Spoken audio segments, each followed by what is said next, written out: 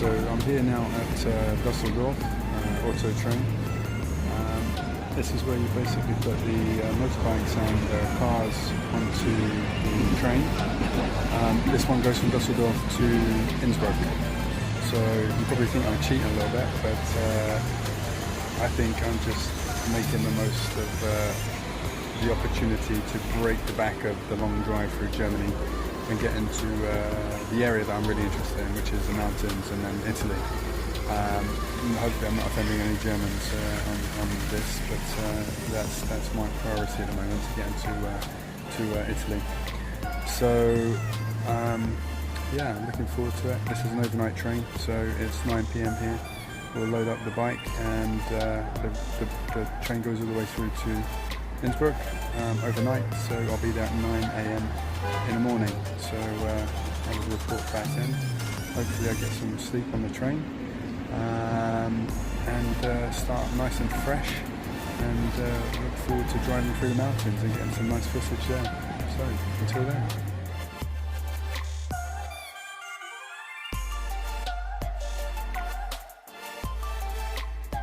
So the auto train is essentially a double-tiered freight train, where you put the cars on the top and the motorbikes on the bottom. So it's a pretty straightforward process, all loaded up and ready to go.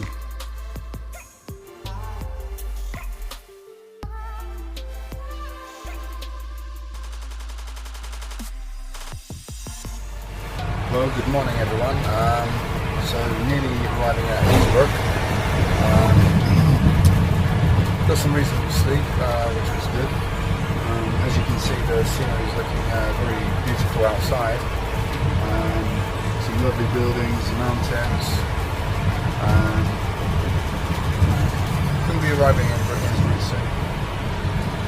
I'm getting very close now to Innsbruck, which is the start of the mountain pass journey. And I'm joined here with three friends I've met along the way, like-minded motorcycle tourists. I'll introduce them. I'll let them introduce themselves because I won't get the names correct. Yeah. It's Gerard. My name is Wim from the Holland. I'm Harry.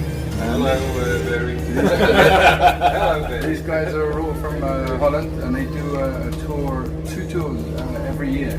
So is this the second tour? Oh, the 20th tour. Oh, 20th tour and 20th. Totally. Okay. Totally. This year is the second. So these guys don't have any fixed agenda either, but they got 8 days.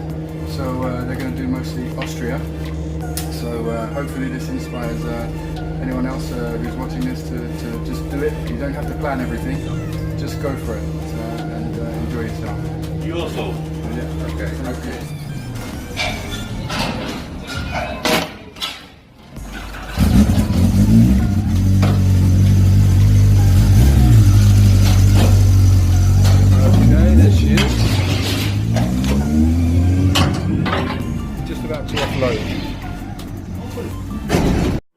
Okay, so basically got the bike unloaded off the train, and now the really exciting riding starts, going through the Alps. Obviously starting on the Austrian side, going into the Italian side, and then running down into Lake Garda. So I'm really looking forward to that. So I'm here now in Lake Garda. You can take a look, it's a very beautiful city. Just a little 360. You got the lake behind me there now. And over here you've got the place where the boats are and the castle in the background, which is lovely. So I made it from Innsbruck all the way through Austria, northern Italy, and down here now to Lake Garda, which is still North Italy. It was an amazing, spectacular journey. I've got some really good footage on my GoPro, which I'll put together and put that on separately. But I couldn't take any photos because I was using the camera as the GPS. So I'm going to bring another phone next time, or another GPS, so I can use the iPhone as a camera. So anyway, it was pretty spectacular. The roads and views and mountains were pretty beautiful, and there's so much to see. One thing you take for granted when you drive a car is, or when you drive a motorbike, when you I'm not driving a car, is the smells, all the alpine smells, the trees, the flowers. It was amazing. And the roads were just lovely, twisty, turny, ideal for a motorbike. And then it opened up into Italy and changed character completely, but still beautiful in its own way. So pretty amazing drive. Probably the most amazing drive I've ever done, actually, to be fair. So definitely recommend it, and you should put it on your list of things to do. It's just pretty incredible.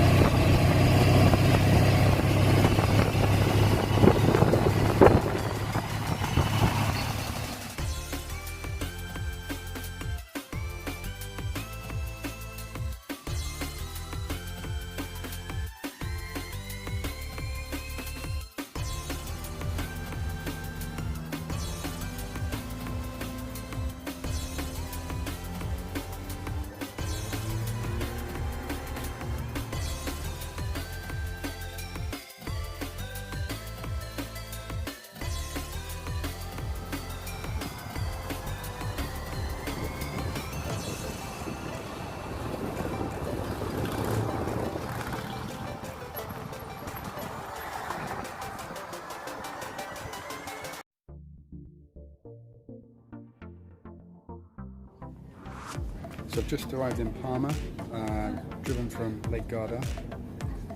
It was about an hour and a half to get here. So I've got my friend Jason, who's driven from Germany, to meet me. So we're going to link up here and get some lunch, some refreshments, and then going to push on to Cinqueterre, which is, if you've not been there before, you would definitely seen it in photographs, magazines, or some kind of published media, because it's such a beautiful place.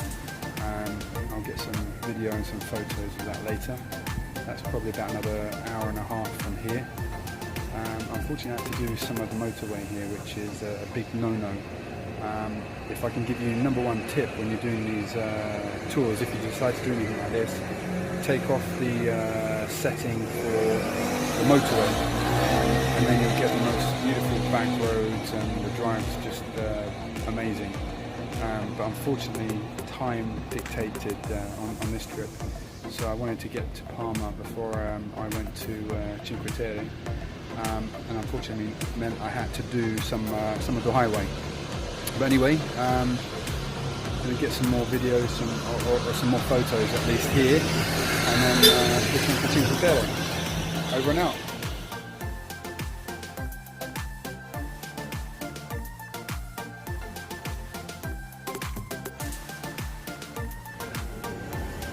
So just arrived in Parma, and Jason, who's holding the camera for me now, an old buddy of mine, we just linked up.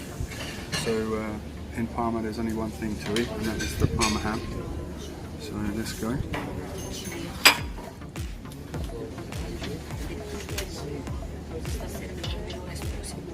Spot on. Amazing. Outrageous.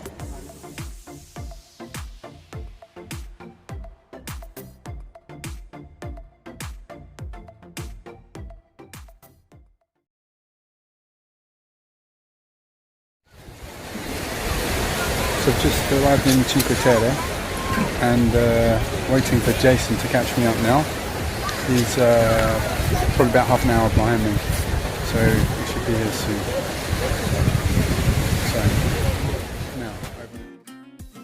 Unfortunately, I couldn't stay as long as I wanted to in Cinqueterre.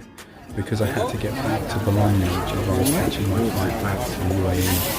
Because there's limited connections back to Italy. Angelo, Okay, Angelo.